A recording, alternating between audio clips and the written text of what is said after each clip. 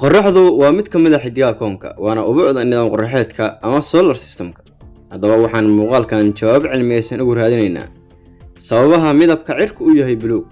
muxuu midabka ilayska qorraxda u noqdaa casaan ama guduud marka ay soo baxayso ama ay dhacayso, iyo sababta midabka caadka ama daruuraha uu yahay caddaan. inta aanan ka jawaabin su'aalahaas waa inaan wax badan ka ogaano ilayska qorraxda iyo sida uu nagu soo gaaro. ilaysku waa hir ku safraya xawaare sare kana kooban midabo kala duwan kuwaas oo leh hirbacyo kala jaad ah. ilaysku marka ugu horeysa waxa uu ku soo dhacaa atmosfeerka ka hor inta uu soo gaarin dhulka. atmosfeerku waxa uu ka kooban yahay hawo, dhibco biyo ah iyo walxo boor ah.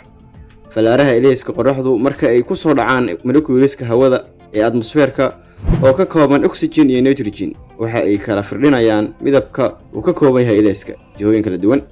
tusaale ahaan, haddii qorraxdu ay soo dayso ilays caddaan ah oo ka kooban buluug, casaan iyo cagaar, marka ay ku soo dhacaan walxaha hawada waxaa inta badan kala firdhinaya midabka buluugga ah marka loo eego labada midab ee kale, waxaana ku soo xiga cagaarka, waxaana ugu baahid yar midabka casaanka ah. sababtuna waa mid ku xiran hirbaaca ay leeyihiin midabada oo ah kuwo kala duwan.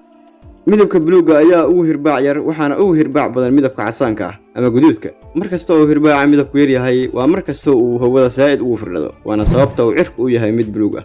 haddaba su'aasha kale oo isweydiinta mudan waxay tahay, muxuu iftiinka qorraxdu isugu beddelaa casaan marka ay dhacayso ama ay soo baxayso? qorraxdu markasta ay dhacayso ama ay soo baxayso waxa ay ka fog tahay masaafo ka badan marka ay dusheeda taagan tahay. sidaas darteed ilayska cadceedda si uu ku soo gaaro waxaa qasab ah inuu soo jaro masaafo aad u dheer. tusaale ahaan, haddii qorraxdu soo dayso ilays ka kooban buluug, cagaar iyo casaan, marka ay ku soo dhacaan atmosfeerka waxaa ku dhacaya scattering ama kala firdhasho.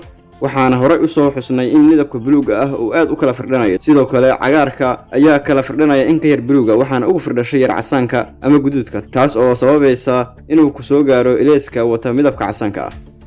su-aasha kale ee isweydiinta badan waxay tahay sababta midabka caadku ama daruurta uu yahay caddaan.